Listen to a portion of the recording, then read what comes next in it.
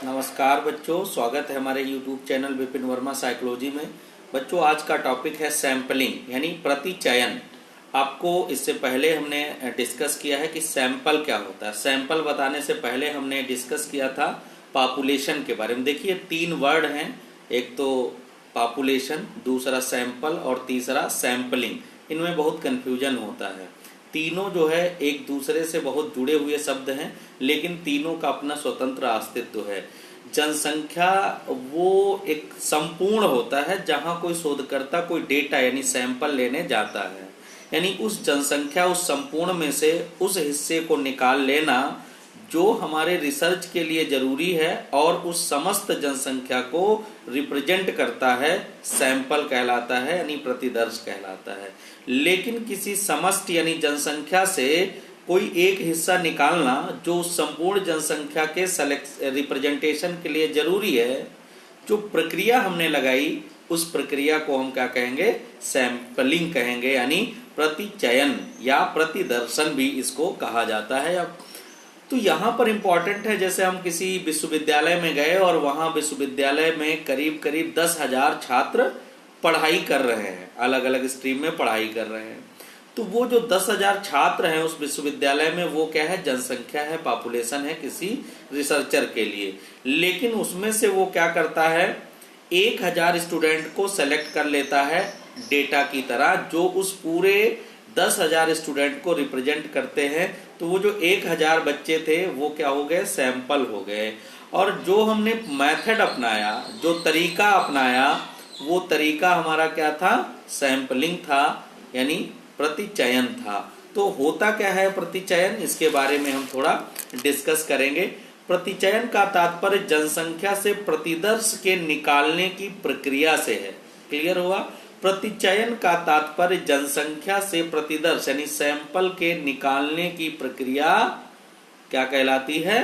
प्रतिचयन या प्रतिदर्शन कहलाती है। कर्लिंगर कहते हैं प्रतिदर्शन यानी सैंपलिंग समग्र जनसंख्या का प्रतिनिधित्व करने वाले अंशों का चयन है, यानी समस्त जनसंख्या का प्रतिनिधित्व करने वाले अंशों को अलग करना या उनको चयनित करने की जो प्रोसेस है उसको हम सैंपलिंग कह देते हैं।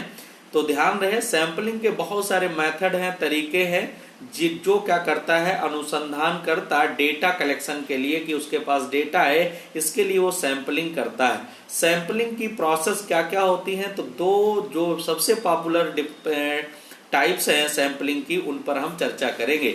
तो हम पहले जानें कि ये कौन कौन सी विधियां हैं, इनमें क्या क्या काम होता है। तो पहली जो विधि है सैंपलिंग की, उसको हम संभाव्यता यानी इसको कहते हैं हम लोग प्रोबेबिलिटी सैंपलिंग, यानी प्रोबेबिलिटी का मतलब होता है संभाव्यता प्रतिचयन। एक होती है नॉन प्रोबेबिलिटी सैंपलिंग, इसको कहते हैं असंभाव्यता सैंपलिंग। तो ये 2 प्रकार के मेथड हैं। इन दोनों मेथड के अंदर अलग अलग प्रकार के और कई प्रकार की विधियां होती हैं, उन पर हम चर्चा करेंगे। तो ये प्रतिचयन के सेलेक्ट यानी जो तुम्हारा सैंपलिंग का प्रोसेस है उसमें ये मेथड यूज होते हैं।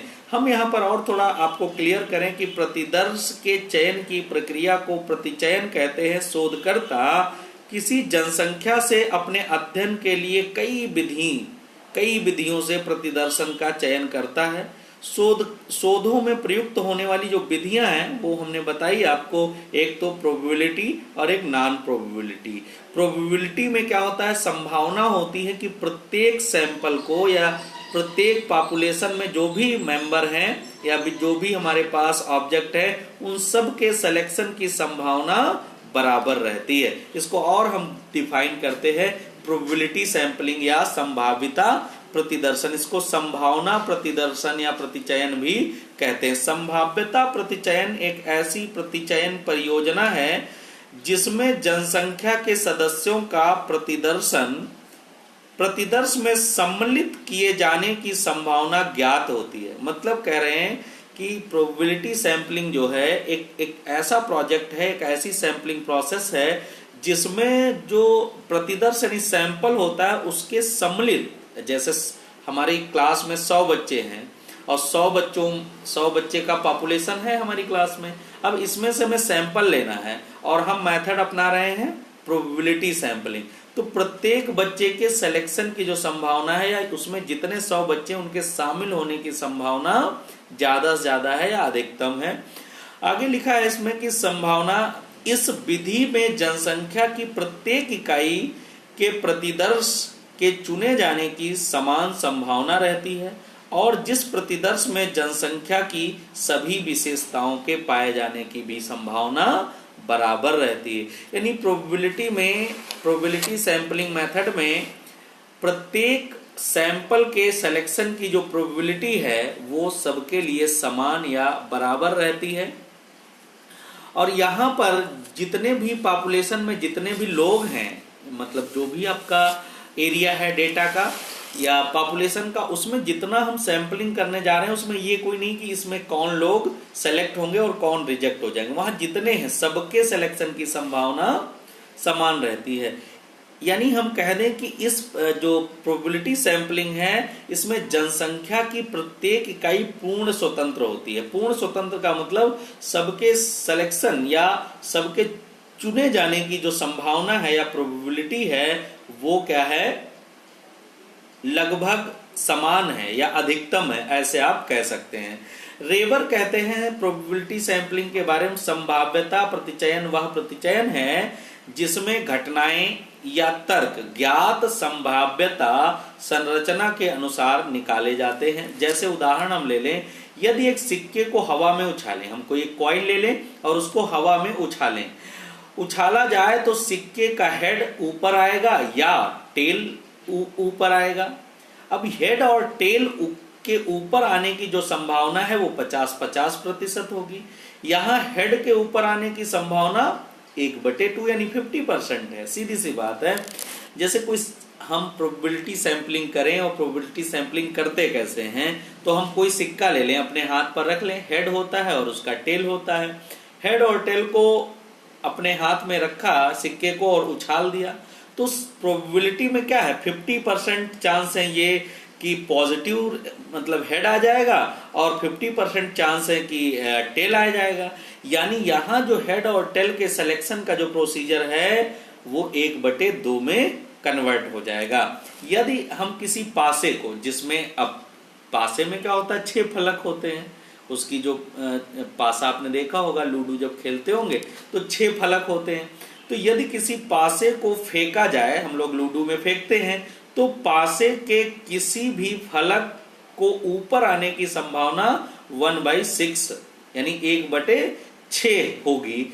संभाव्यता प्रतिचयन का यह प्रकार जो है ये प्राग अनुभाविक या एपीरियोडिक कहलाता है। मतलब ऐसा जो प्रोसेस है जिसमें सबके सिलेक्शन की संभावनाएं समान है। हेड के भी चुना जा सकता है, जो आएगा वो तो चुन जाएगा 50-50%। जैसे फलक है तो 1/6 उसके ऊपर आने की संभावना है।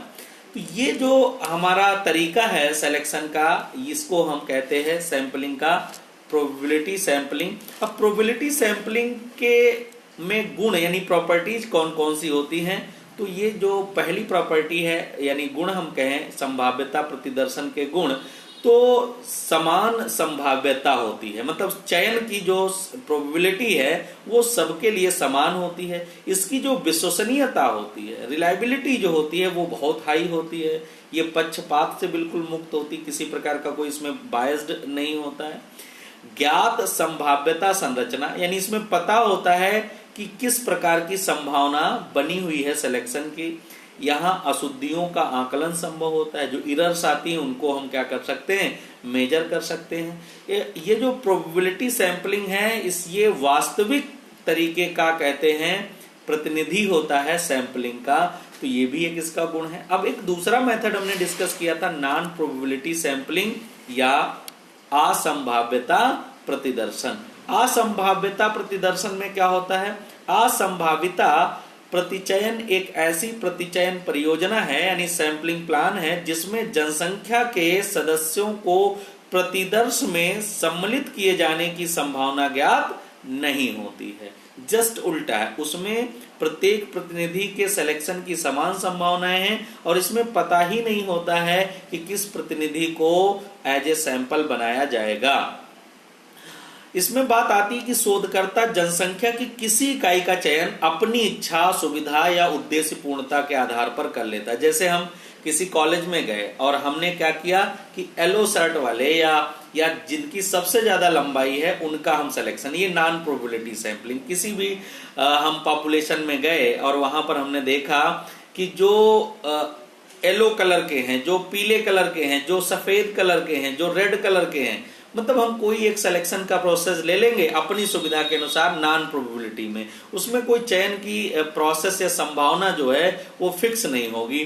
तो यहां होता है असंभाव्यता प्रतिदर्शन का सबसे प्रमुख लाभ यह है कि इसे आसानी से और कम श्रम, धन और कम समय में ही तैयार कर, इसमें अपनी सुविधा के अनुसार करना है तो हमें कुछ करना नहीं है। जैसे हम किसी कमरे में गए जिसमें ढेर सारी किताबें रखी हैं, अब हम नॉन प्रोबेबिलिटी सैंपलिंग करना चाहें तो जिसमें 500 पेज होंगे किताब, वो हम अपना सैंपल उसको मान लेंगे। तो अब उसमें ढूंढेंगे कौन कौन सी, तो इसमें सबके सिलेक्शन की सब संभावना नहीं है।